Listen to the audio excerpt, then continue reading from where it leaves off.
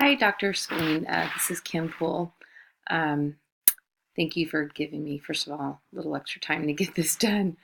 Um, I wanted to talk about one boy in particular that I've been observing this past week. He is in a preschool classroom in the special ed building. I think it's mild to moderate. And he's a very energetic little boy. The funny thing is, his older brother happens to be in our kindergarten classroom. And his older brother previously was in special ed. At any rate, what I have noticed about this boy is that he does have limited vocabulary. He gets aggressive pretty easily. He has temper tantrums. He can get pretty loud. I've witnessed him screaming out a few times in the last 4 days that I was in there.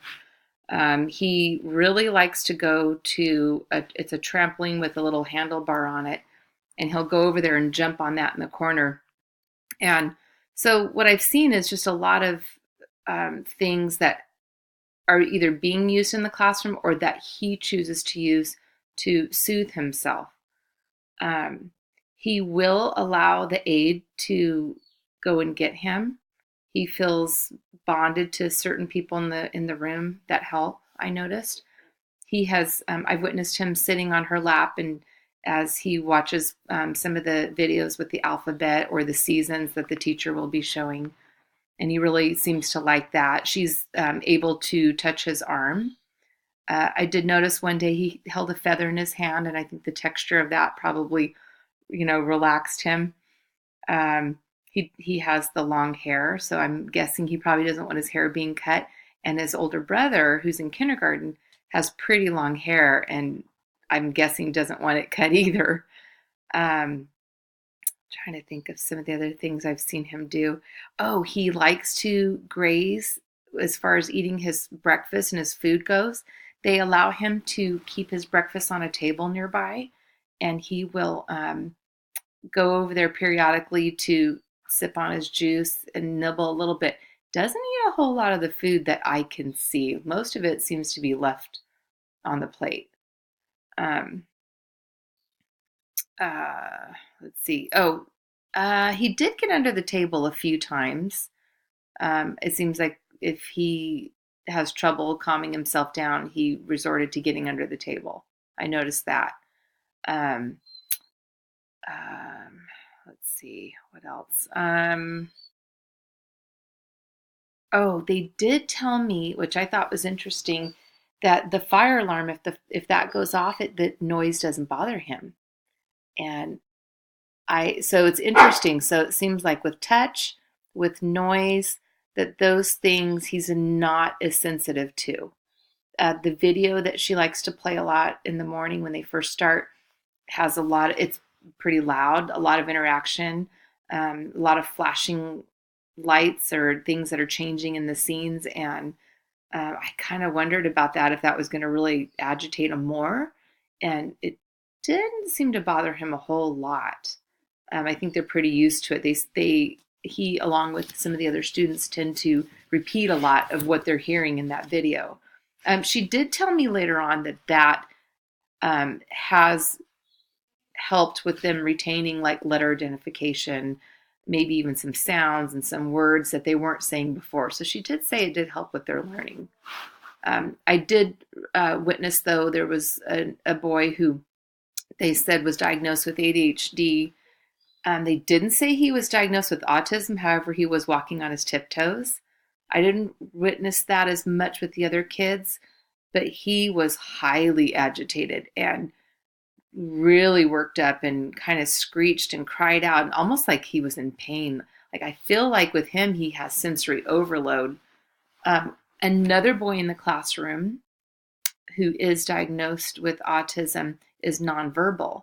And he didn't seem to mind anything going on around him. He was pretty comfortable with things in the classroom. I noticed he would get up and go to an area where she had supplies and things for them, and he got a little picture flip book, and he just was comfortable sitting there looking at that. And maybe that's something that helps to relax him, seeing things visually, which I thought was interesting.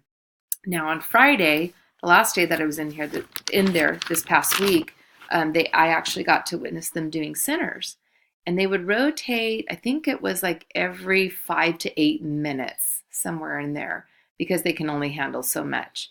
And at each table, which were close in proximity, she had different activities going on. One was Play-Doh. Another one was positional words, like with a type of game or kit that you could get at Lakeshore. The third table was figurines and like a road carpet that they'd kind of laid on the table, and the kids could manipulate cars and people and things like that. And then the fourth table had to do with the alphabet and its sounds, with animals that started with that letter.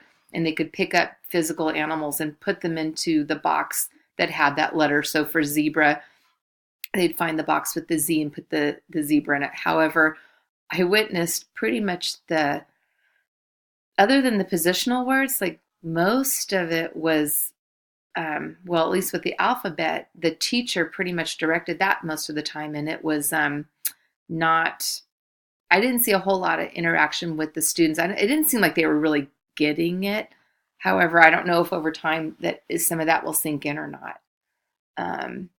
They really liked anything to do with the people that they could play with and the cars, that table, and the Play-Doh, of course, because of the soothing nature of Play-Doh. They really were comfortable being at those two tables. The positional word table and the one with the alphabet, not as much, from what I could see. And then the one particular boy that I first started talking about, who has the long hair, he has a limited vocabulary. I'm not sure if I said that part. But he did, I talked to him a little bit because I know a little bit about him, and I talked to him, and I just said, bye, so and so, and he just kind of smiled at me. So he does smile, and he makes some eye contact with you. Whereas the boy who was nonverbal did not make eye contact and didn't really try to interact with me or very much with the aides, I noticed. So I'm trying to think if I think that's everything I've witnessed so far.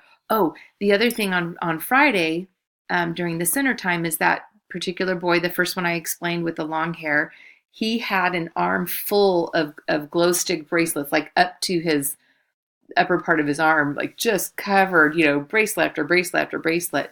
And his parents brought it in to celebrate a birthday or something, or to celebrate something. And so they were just enthralled with the glow sticks. But boy, he was really into it. And he didn't mind having that go all the way up his arm, which I thought was really kind of funny and kind of cute, So I think if, behavior wise, if he could get things under control with therapy, I think he might be a lot more functional than the boy who was nonverbal in the classroom. So those are some of the things that I've noticed this past week going in, and hopefully I can get this video uploaded to you correctly. That's my goal this evening. Anyways, thank you, Dr. Spillane, and we'll talk to you soon. Thank you.